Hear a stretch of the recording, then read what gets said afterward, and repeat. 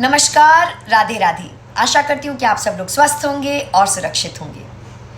अगर मैं आपसे ये कहूँ कि एक सिंड्रोम होता है हमारे जीवन में जो हमारी खुशियाँ चुराता है, हमें आगे बढ़ने से रोकता है, हमारे रिश्ते ख़राब करता है, तो आप उस सिंड्रोम का क्या करेंगे? उसे अपने जीवन से बाहर निकाल देंगे ना? बिल्कुल सही। मेरी आज की कहानी आपका मार्गदर्शन करेगी और इस सिंड्रोम को अपने जीवन से बाहर निकालने में आपकी मदद ज़रूर करेगी। Story time. एक मशहूर आदमी होता है और उसका बहुत बड़ा होटल होता है। वो वहाँ पर एक बहुत बड़ा सा स्विमिंग पूल बनवाता है और वो स्विमिंग पूल इतना सुंदर होता है, वहाँ पे इटालियन मार्बल की टाइलें लगी होती हैं।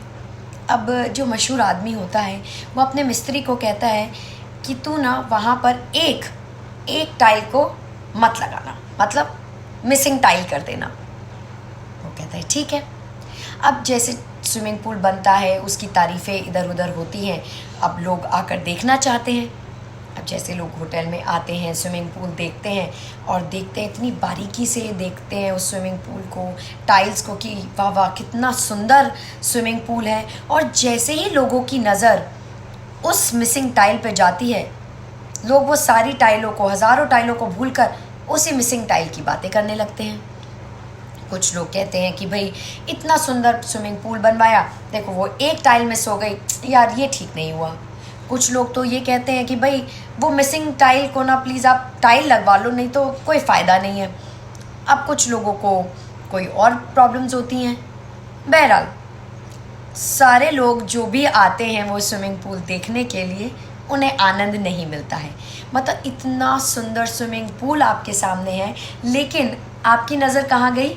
उस मिसिंग टाइल पर। दरअसल वो उस मशहूर आदमी ने ये मिसिंग टाइल एक प्रयोग को सिद्ध करने के लिए बनवाया था।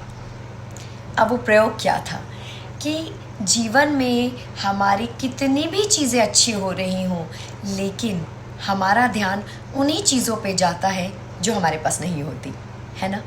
जैसे कि अगर किसी माँ के 3 बच्चे हों और एक बच्चा विदेश चला गया, तो माँ उसी बच्चे को याद करेगी जो विदेश चला गया है।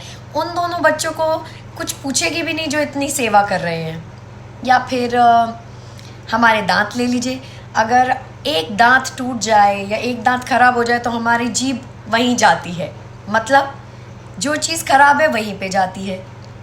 क्यों?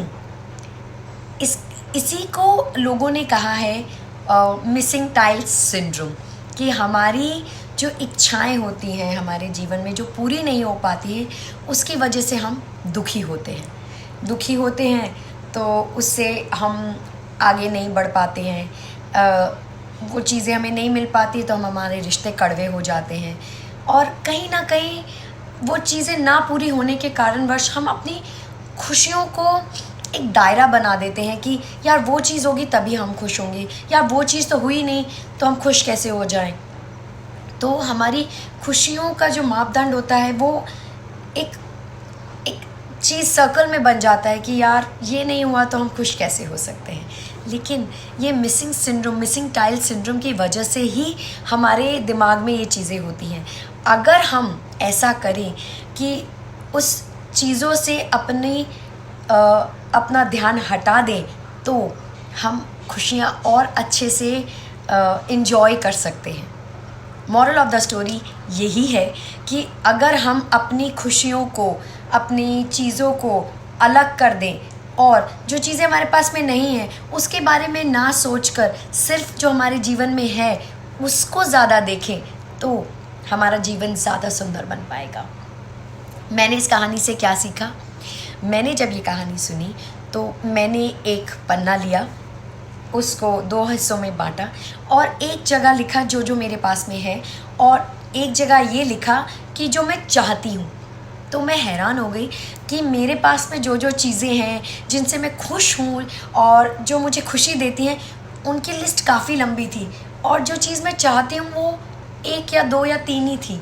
तो मेरा ध्यान सिर्फ और सिर्फ उसी चीज़ों पे चला गया जो मेरे पास में है और जो मेरा दुख था या इच्छाएं थी उन चीज़ों को पाने की, वो थोड़ी सी कम हो गई। मतलब मैंने उनको ध्यान देना थोड़ा सा कम कर दिया।